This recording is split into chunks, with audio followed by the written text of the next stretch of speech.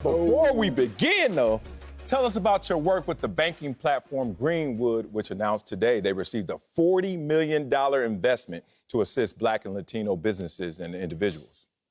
Yes. So, today we got the news. We closed Series A funding at $40 million. That's the largest in fintech history. And this bank is created for Blacks by Blacks.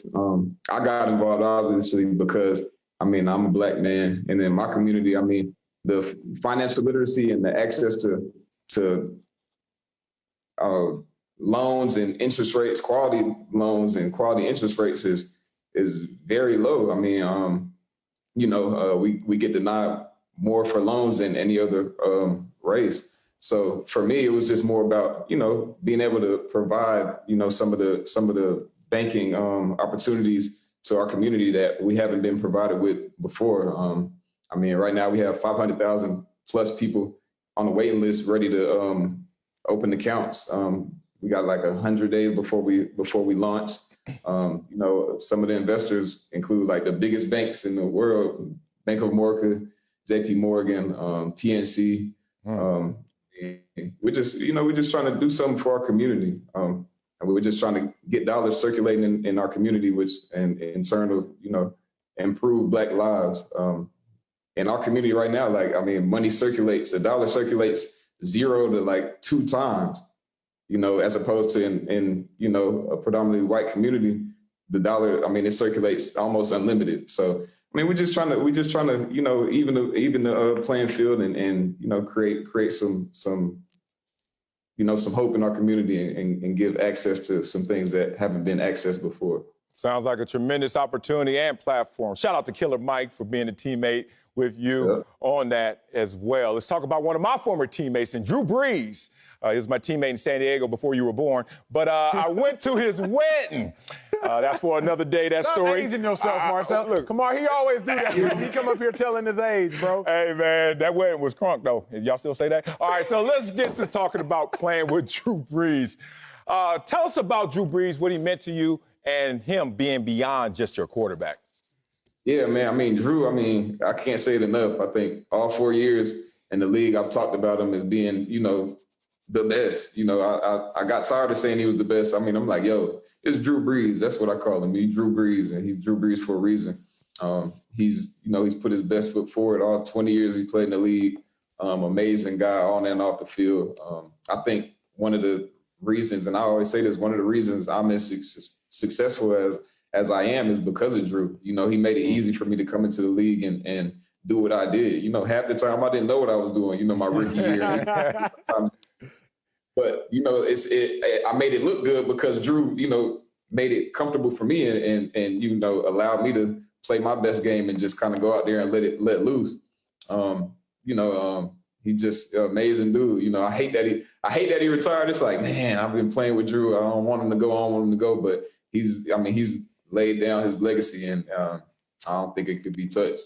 Hey, big dog, who gonna take over the leadership role? Because I don't think the fans realize Drew Brees is more than the quarterback. Even stuff as small as the breakdown chance, the whole 1-2 win for you, all that. Drew Brees did that since you showed up.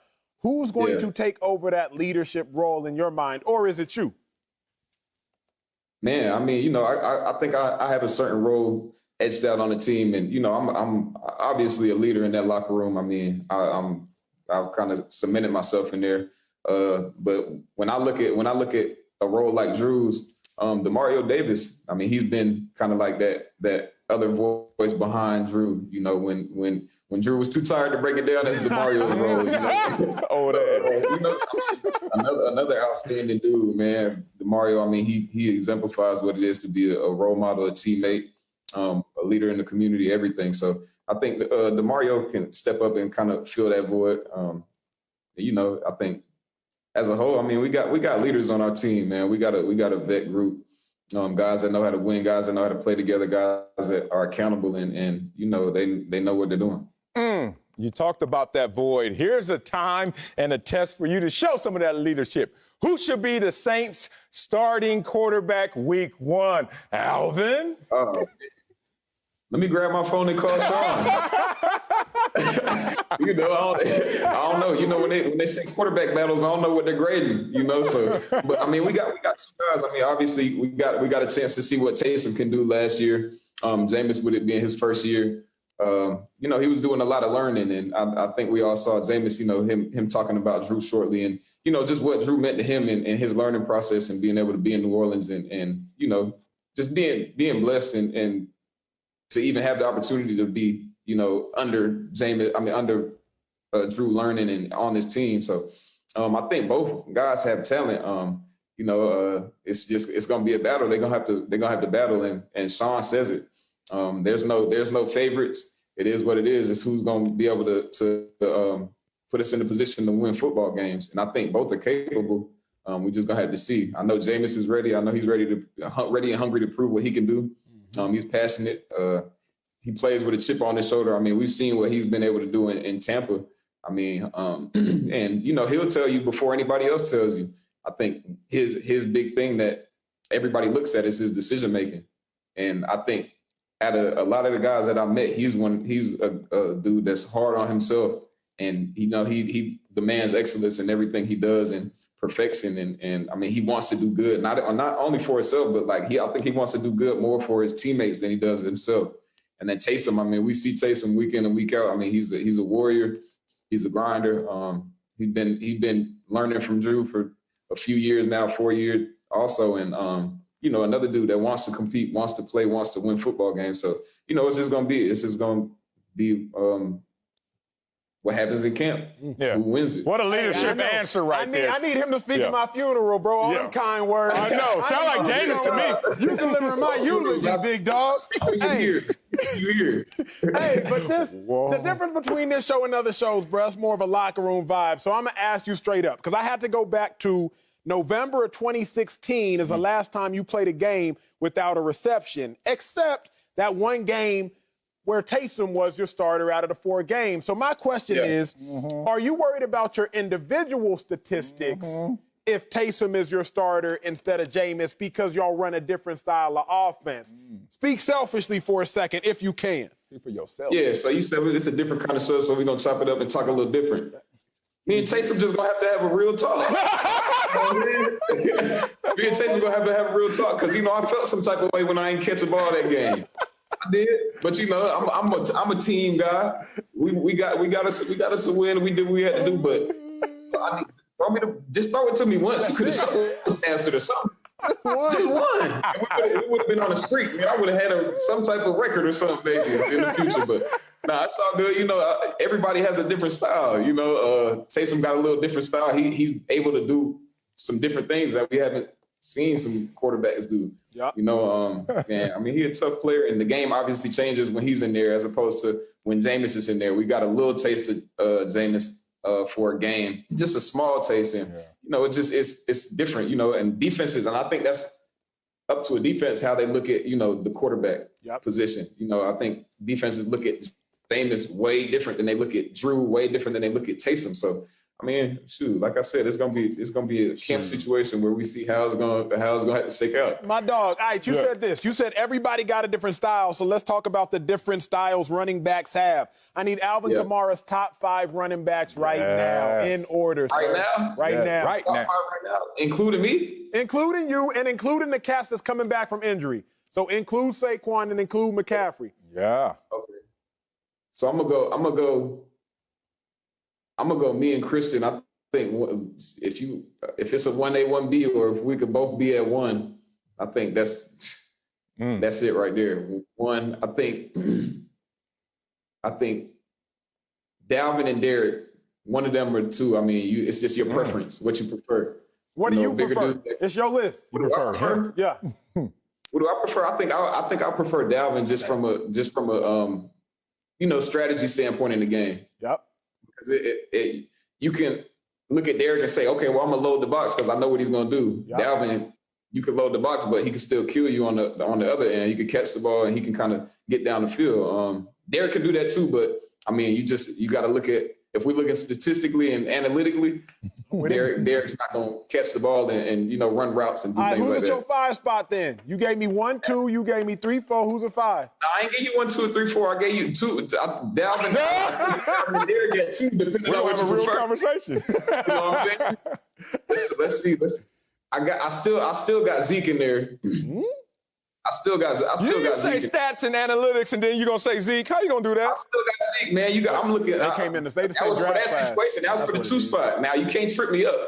That was for the 2 spot. For the 3, I'm still looking at talent, and Zeke still got all the talent in the world. You know what I'm saying? I feel like he still has all the talent in the world. Saquon, I love Saquon. I want to see him come back off the injury and be healthy and do what he got to do. Yep. So I got him at 4. 5. Who else I had? I like Aaron Jones in my top 5 too. Bet. Okay. So he gave us 9 running backs. I'm about to say. 5. Okay. I'm just making sure I'm I got about 10 running backs for top 5, so the rest of y'all got to figure out. Okay, help me figure this out, because you're talking about talent and you gave Zeke the nod for that. You have a special talent in your running style, man. I think it was the Green Bay game where you scored a touchdown, and it didn't seem like you even tried to hit full stride. You were just out there jogging, everybody running full speed. You just clowning defender after defender. When did you learn that style, that attribute, and what do you call that? Man, I don't know. I think it's more mental for me. It's like you hustle smart, not hard. That's real. Everybody running full speed. It's not about how fast you can run. It's about how fast you can stop and get back going. You know what I'm saying? Everybody running full speed. I'm just looking at dudes like, oh my God, he's trying too hard. Trying too hard. You know, I'm gonna give him a little stutter and keep it moving. But I think it's just, I try to stay 10 steps ahead of the game. So it kind of slows down for me when literally in my mind it's slowing down, but when I'm able to slow it down on the field with speed and control my speed and just watch everything happen in front of me, it makes the game easy. Hey, bro, you got 4 straight Pro Bowls in 4 seasons, 2-time All-Pro. I guess you're already building your legacy, but how are you trying to be remembered as you're building your legacy right now? How do you want people to think of you? Man, honestly, I never came into the league with like a idea of like, oh, I want to be a 20-time Pro Bowler and I want to win 3 Super Bowls and I just came in and I'm like, yo, I got this opportunity. I'm gonna make the most of it. Every opportunity, every chance I get. And, hopefully, I'm putting my best foot forward in every situation. And, what comes from that is, obviously success. So I've been able to do that. I've been blessed to do that. I've been blessed to not have to deal with too many injuries and too much, I guess, trauma and I haven't had too many downfalls or roadblocks.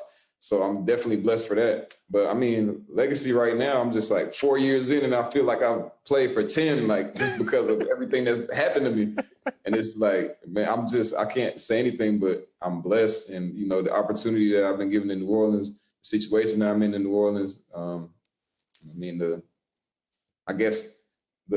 what I'm pouring into the game. And, I hear people talk to me and say like, yo, you changing the game and you making it better and things like that. I think that's like what the legacy is about. When dudes look back and be like, yo, dude changed the game and he made it fun and he made it, different and like changed the way people looked at it. So that's what I'm about, man. I ain't really looking at numbers and accolades for real. I feel it. I got one more for you, big dog.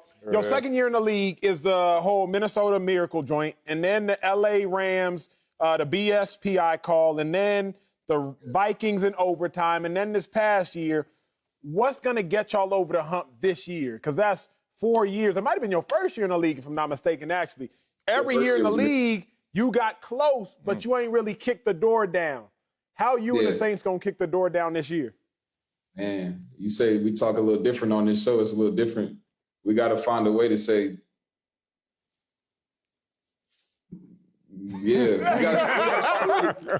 got to kick the damn door down. We got to kick it in and be grimy and nasty and say, you know what I'm saying? Like, yeah, we got to do that. You know what I'm saying? We just got to be savage about it. Nobody likes us. It is what it is. We go into every year with people, having their doubts and saying this and saying that. But I think we've done a good job every year just being like, yo, we got to put our head down and be the Saints and worry about what happened in New Orleans. Don't worry about what's going on anywhere else. and, you know, just find the next, you know, and stay in the moment and be where our feet are at. That's real. That's real. Love it, man. It's been a great interview. My dog. Oh, man, that mindset right there, if it's contagious on your team next year and you either have a real conversation with Taysom or start eating some W's with Jameis, whatever the hell you got to do, keep it going, big dog, and continue success to you. No doubt. Appreciate y'all. Yes, sir. All right. Can I curse now? He did.